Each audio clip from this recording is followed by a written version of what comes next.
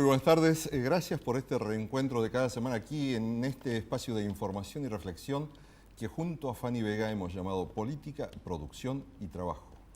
Y en nuestro programa hablaremos de algunos aspectos nacionales que son importantes, que tienen que ver con nuestra vida cotidiana y también de otros que parecen muy lejanos, que ocurren en el ámbito internacional, pero que sin embargo nos tocan también muy de cerca. Y lo que nos toca de cerca es lo cotidiano, el salir de nuestras casas, viajar, llegar al trabajo, volver del trabajo a casa, reencontrarse con la familia y pensar cómo sigue el día siguiente. Y esta cotidianidad tiene su propia historia y tiene sus propios conflictos. Uno de esos conflictos es la que generó la política de los años 90 en la que se desactivaron 40.000 kilómetros de vías férreas. Se desactivaron más de 1.000 talleres ferroviarios y hoy tenemos una política activa que a usted le podrá gustar o no, el gobierno puede caernos más o menos simpático, pero lo cierto es que hay una política de Estado que está recuperando los ferrocarriles. Pero no vamos a hablar del gobierno, ni vamos a hablar de los titulares que prefirieron focalizarse en la anécdota menor frente a la recuperación de los ferrocarriles. Vamos a preguntarle a un protagonista de esta historia, ¿qué está pasando? ¿Cómo siente la gente? Y sobre todo, ¿cómo sienten los trabajadores? Sergio Sacia, secretario general de la Unión Ferroviaria, muchas gracias por estar aquí en Política, Producción y Trabajo. No, muchas gracias a ustedes. ¿Cómo sienten los trabajadores esta política ferroviaria que se está implementando? La verdad que con mucha alegría. Desde hace 1 año y medio que el gobierno nacional ha tomado como una política de Estado la recuperación integral del sistema ferroviario. Nosotros venimos acompañando este proceso que partió con la recuperación de infraestructura de vía en distintos lugares, que hace poco tiempo estuvimos en la reinauguración, digamos así, de todas formaciones 0 kilómetros de la línea San Martín, y que ayer estuvimos en la puesta en servicio de 7 formaciones 0 kilómetros en la línea Sarmiento como parte de la renovación total que se va a hacer a fines del mes de septiembre. ¿Y la gente, los ciudadanos, empiezan a notar estos cambios o simplemente creen que todavía se enmarcan en una situación de propaganda política y gubernamental? En algún momento se dijo que esto era solo un maquillaje. Nosotros estábamos convencidos que era una política de Estado real de reconstrucción de este modo de transporte tan importante. Y bueno, se puede palpar hoy esta recuperación, se pueden palpar los trenes 0 kilómetros como hace más de 50 años no se daba en la República Argentina.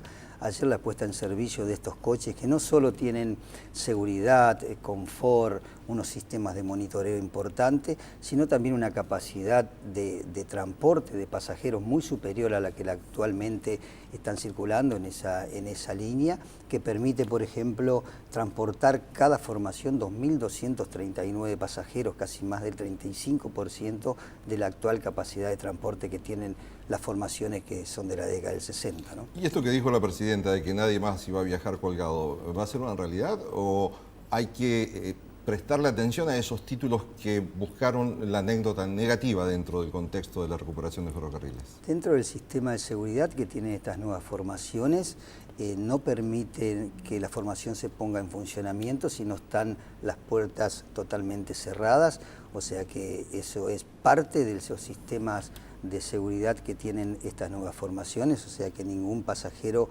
podrá viajar con la puerta abierta, colgados, ni nada por el estilo, al contrario, con toda la seguridad que brindan estos coches, que la verdad que nosotros estamos muy contentos, que hace poco hicimos una campaña también de cuidado del tren, que todos veníamos adelantando, todos los ciudadanos, y que también todos somos responsables del cuidado de las formaciones. Se ha dado en estos tiempos una mayor conciencia, ¿no? Tal vez porque las tragedias nos enrostran las situaciones que no nos gustan ver los argentinos, pero allí están y hay políticas para tratar de corregirlas. Ahora, así como hay campañas para que los ciudadanos empiecen a hacer lo que deben hacer, los propios empleados, los ferroviarios, ¿toman mayor conciencia del protagonismo que tienen para que esto funcione mejor? Nosotros estamos convencidos que estamos viviendo un momento histórico y que realmente los trabajadores ferroviarios somos protagonistas activos de esta política de recuperación del ferrocarril, y le decimos siempre a los trabajadores que hay que redoblar los esfuerzos en el trabajo, en el cumplimiento, en la responsabilidad, en la capacitación. Como se decía recién, estamos capacitando a los trabajadores en estas nuevas tecnologías que han ingresado. Esto forma parte del acompañamiento y de que esto sea perdurable en el tiempo y volvamos a tener trenes en todo el ámbito de la República Argentina. ¿Los trabajadores ferroviarios están realmente compenetrados? ¿Se están poniendo la camiseta con este nuevo ferrocarril que aparece frente a la vista de los argentinos?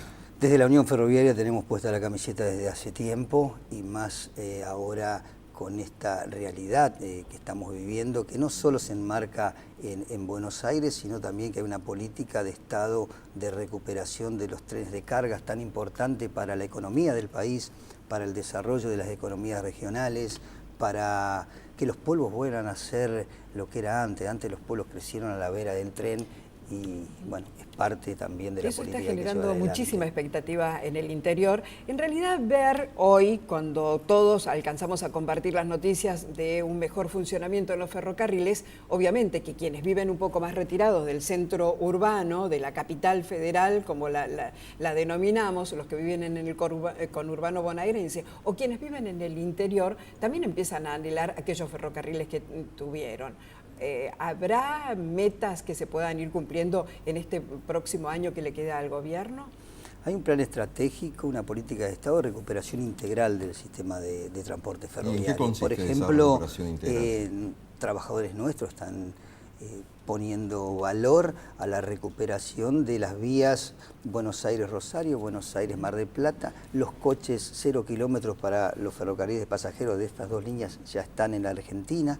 Recuperación de vías en tramos en el ferrocarril Belgrano Cargas, San Martín y Urquiza, para nuevamente sea competitivo el tren de cargas. Recuperación y puesta en valor de coches 0 kilómetros de larga distancia, La Plata-Buenos Aires, si no es larga distancia, pero están ya con coches nuevos, a Cañuelas. O sea, es una política integral que los vamos a ir viendo progresivamente. Están ingresando las unidades para renovar completamente el ferrocarril Mitre en los próximos meses. A principio de año van a estar ingresando ya las triplas nuevas, las formaciones nuevas del ferrocarril Belgrano Sur. O sea, hay un plan estratégico que va a permitir a toda la sociedad que podamos tener trenes nuevos en el área metropolitana y progresivamente ir recuperando. Una de las preguntas que se hace la gente es, bueno, ¿el plan en realidad le va a dar más trabajo a los argentinos? ¿Se va a poder fabricar también aquí con alguna tecnología propia esos trenes? ¿Se va a recuperar la industria ferroviaria argentina? Se va a recuperar la industria ferroviaria argentina. De hecho, algunos talleres ya están recuperando parte del material de vagones y locomotoras en lo que hace ferrocarriles de cargas, en el acuerdo que ha firmado el gobierno nacional con el gobierno de China para la inversión de 2.500 millones de dólares en el ferrocarril Belgrano. También prevé la recuperación de más de 2.000 vagones que se van a hacer en la Argentina con mano de obra argentina, y lógicamente que el crecimiento de esto permite también mayor mano de obra. Nosotros decimos siempre los ferroviarios, más trenes, más vías, más trabajadores. Esto es progresivo y vamos a tener más fuente de trabajo todos. ¿Cuántos trabajadores suman la masa del recurso humano de los ferrocarriles argentinos hoy? Y hoy, incluyendo todos los trabajadores, estamos superando los 35.000 trabajadores en toda la República Argentina. Pero históricamente, ¿cuántos había? Y históricamente más de 100.000.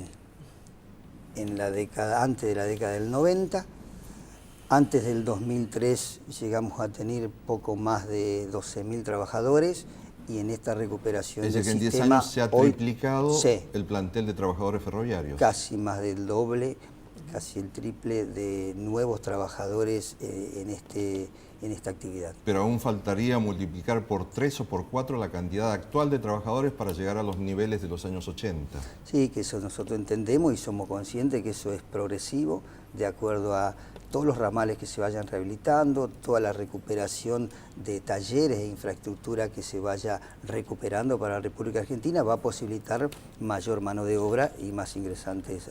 Tenemos en el horizonte una renovación del mandato presidencial, aquí a 1 año y meses de plazo.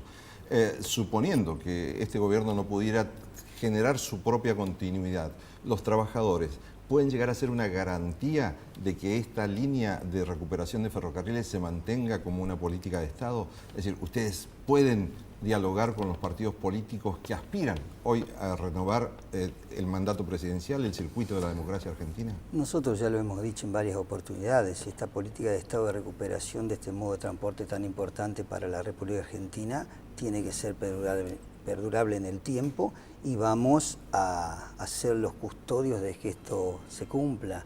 No ha venido ningún político todavía a presentarnos algún proyecto, salvo el ministro Randazzo, que va a seguir con esta, nos ha dicho que va a seguir con esta política de recuperación de los ferrocarriles, por eso estamos acompañando en este sentido también. La Unión Ferroviaria pertenece también a la agrupación CGT Balcarce, como se la denomina, o la CGT oficial. Por estas horas ha habido reuniones en gobierno porque los trabajadores están pidiendo sobre todo que busquen de alguna forma, que el gobierno busque levantar ciertos límites que les están restringiendo su propio salario. ¿Qué novedades hay al respecto? Sí, nosotros tuvimos una reunión en el Consejo Directivo la semana pasada, en el cual se pedía una audiencia al gobierno. En el día de ayer el compañero Caló junto a otros integrantes de la mesa estuvieron reunidos con el jefe de gabinete. No tengo bien precisa cómo terminó la reunión y los resultados. Quedamos en juntarnos en los próximos días para evaluar los avances en este sentido, en algo que nosotros reconocemos que se ha recuperado muchísimo, las paritarias, las negociaciones salariales, que los trabajadores hemos tenido la posibilidad de tener mejores salarios, pero que también a una franja de trabajadores impacta este impuesto a las ganancias y entendemos que tiene que haber una revisión de este impuesto en este sentido. ¿Y cómo es que pueden los trabajadores, en este caso desde el ferrocarril, provocar de algún modo un efecto similar en otros sectores de la actividad económica argentina? Por ejemplo, si a los trabajadores ferroviarios les va bien, también será un ejemplo para que los trabajadores portuarios empiecen a recuperar su actividad, será un ejemplo para que la industria aeronaval crezca en la Argentina.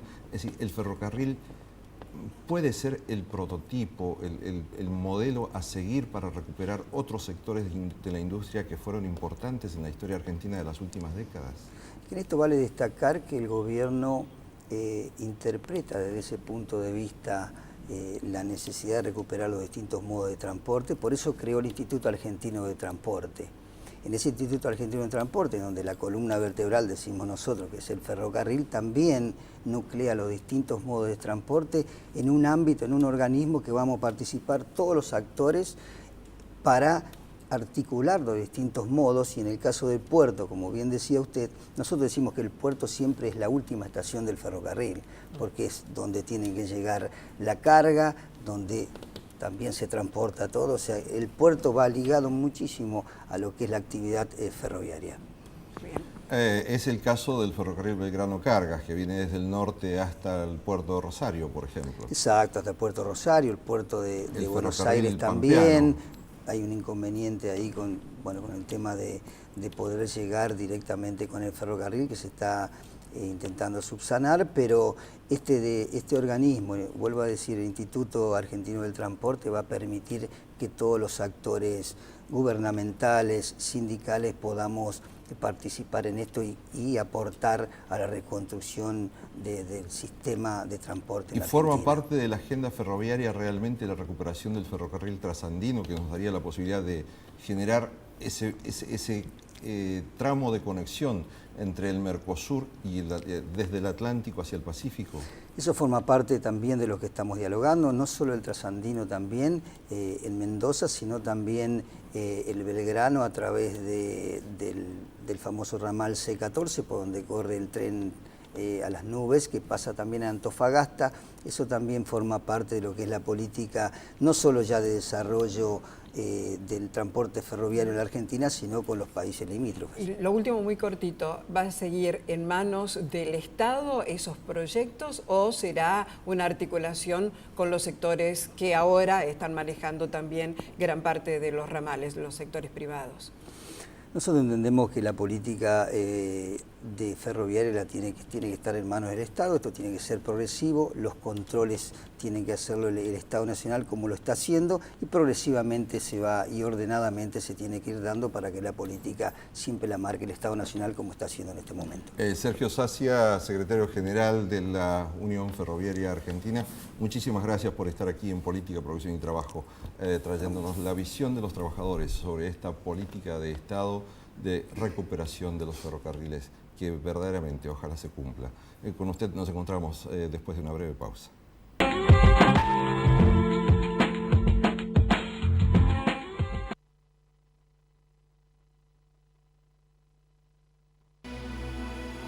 Entidad Binacional Yacyretá, generando futuro. ¿Sabías que la legislatura fue declarada Monumento Histórico Nacional por el Decreto Presidencial 1495 del año 2011? Legislatura de la Ciudad Autónoma de Buenos Aires. Monumento Histórico Nacional. Tu voz en la ciudad. Servicios Regionales del Sur, Sociedad Anónima. Trabajamos integrando comunidad y empresas.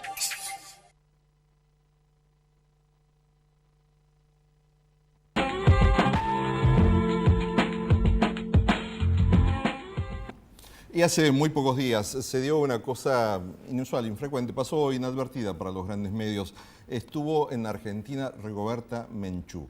Usted tal vez recuerde, fue Premio Nobel de la Paz en 1992 porque elevó una bandera que parecía perdida en América Latina. Enarboló la bandera de la recuperación, de la memoria, de la dignidad de los pueblos originarios, aquellos que estaban antes del colonizador español y de la inmigración europea aquí al territorio latinoamericano. Por esto es que queremos compartir con usted esta breve presencia de Rigoberta Menchú, que afortunadamente estuvo en un escenario que nos parece inusual, porque fue en el municipio de San Isidro, donde se supone que hay una ideología de sectores conservadores, de sectores que están lejos de la sensibilidad política. Y sin embargo allí había dos premios Nobel de la Paz, Adolfo Pérez Esquivel y Rigoberta Menchú. Vamos a compartir esta breve presencia aquí en Argentina de alguien que vino a recordarnos que los pueblos originarios merecen el reconocimiento y la dignidad de la memoria.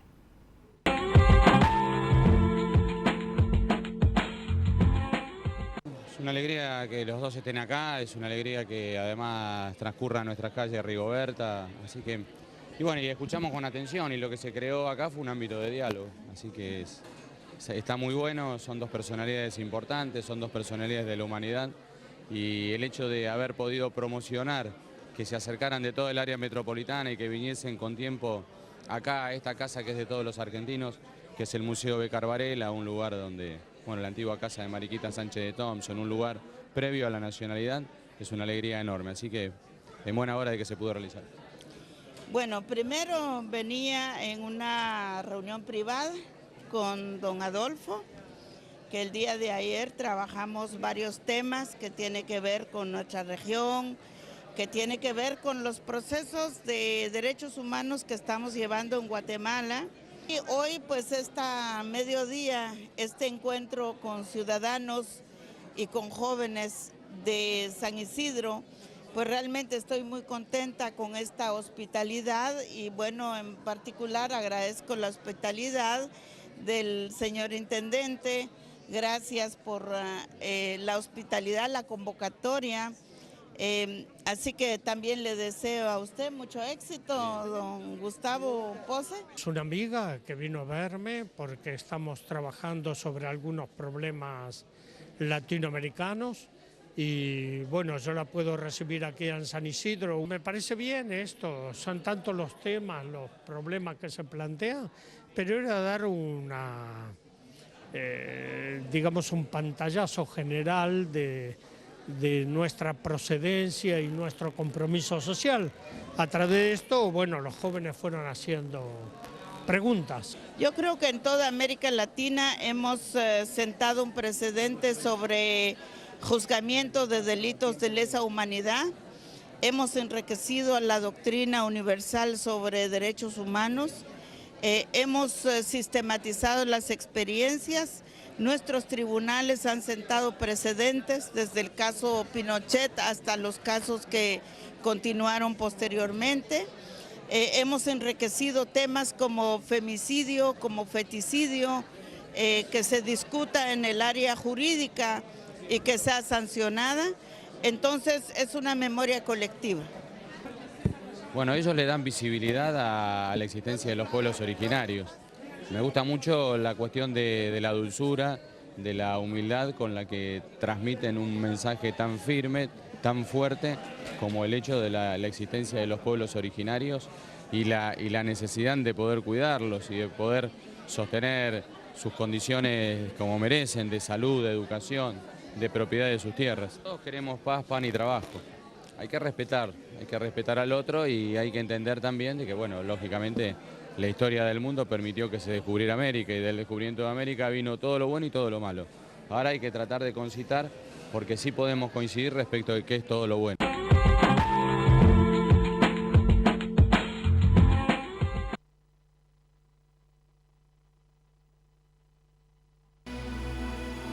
Entidad binacional Yacyretá, generando futuro. ¿Sabías que el Palacio Legislativo se encuentra habilitado para realizar visitas guiadas todos los días? Legislatura de la Ciudad Autónoma de Buenos Aires. Monumento Histórico Nacional. Tu voz en la ciudad.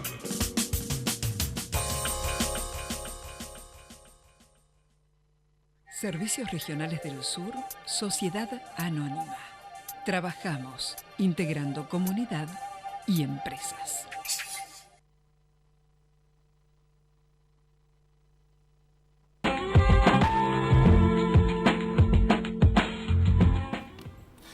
Fanny, hace muy pocos días recordamos con tristeza como argentinos los 20 años de aquel atentado contra la sede de la Mutual Judía, la AMIA, aquí en la calle Pasteur, en la capital federal. Y a veces no entendemos en qué consiste este conflicto en el que también nosotros hemos sido víctimas como argentinos. Sí, porque precisamente cuando hemos vivido un atentado del que ya se cumplieron 20 años, con 85 víctimas mortales, pero tantas otras familias totalmente destruidas porque la muerte y la muerte incomprensiva, como puede llegar a ser en este caso con un atentado todavía no esclarecido, deja muchos dolores. Y una sociedad debe empezar a reconstruirse precisamente a partir de la justicia. Y como aquí creemos que no hay ninguna muerte justificable bajo ningún concepto, queremos mostrarle en qué consiste este conflicto, cuál es el origen de este dolor que vive la humanidad absolutamente en todas partes del mundo, porque donde muere un hombre, muere la humanidad. Vamos a mostrarle ahora un pequeño video, una entrevista exclusiva que hizo un periodista venezolano, Walter Martínez, de Venezuela Televisión, BTV, que salió a través de Telesur el 14 de julio, ahora hace pocos días, una entrevista a Mahmoud Abbas, que es nada más ni nada menos que el presidente de la Autoridad Nacional Palestina. Es en realidad quien sucedió a Yasser Arafat, a quien tuve la oportunidad de tratar y con quien tuve la oportunidad de abordar el conflicto palestino-judío. Vamos a oír a Mahmoud Abbas para ver si a partir de estas declaraciones podemos entender un poco en qué consiste este conflicto que para nosotros los argentinos suena tan lejano y tal vez incomprensible.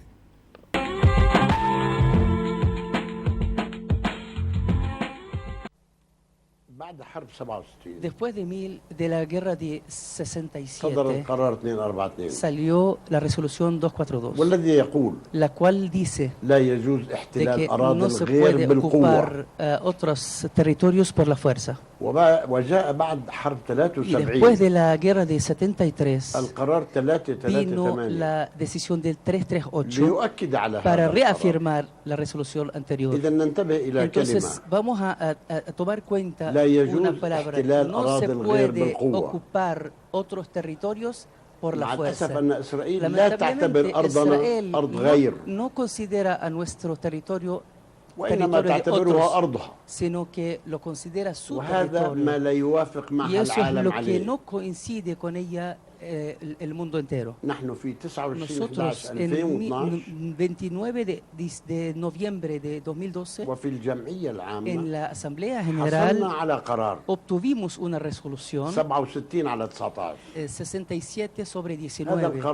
Esta decisión dice, la resolución, de que los territorios de la Ribera Occidental y Gaza, que fueron ocupados en 1967, son territorios de Estado palestino bajo ocupación.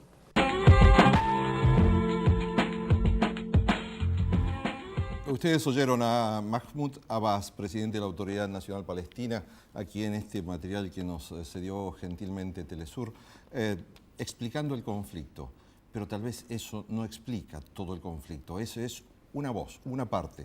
Lo que sucede en realidad es que hay dos pueblos, dos naciones, dos convicciones religiosas que son distintas, que ocupan un mismo territorio. Los dos tienen derecho a tener un territorio, a tener un Estado, pero ninguno de los dos es capaz de ceder en el diálogo, en la convicción, y la paz parece cada vez más lejana.